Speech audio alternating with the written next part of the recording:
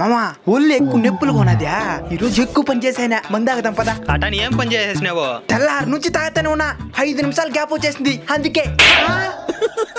అయినా నాకు అలవాట్లేదులే. అలవాటు చేసుకుంటేను కదా అలవాటు అయ్యేది. అదేం కాదు పదా. ఏం కానప్పుడు ఎందుకు తాగేది? ఏమెందుకు కదా స్వర్గం ఎప్పుడైనా చూసినావా? లేదు. స్వర్గం చూపిస్తా పదా. అదెందుకా? భూమి గుండ్రంగా తిరుగుతుంది అంటారు కదా, ఎట తిరుగుతుంది అనుకుంటున్నావా? ఈ 3 సుక్కల వల్లే.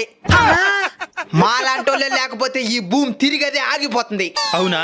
నేను ఇంకా రేపు నువ్వు చస్తే ఈ భూమిలోనే కదా బూడ్చేదా. అందుకే రేపటి కోసం ఇప్పటి నుంచే దాచిపెట్టినావు అనుకుంటున్నానులే.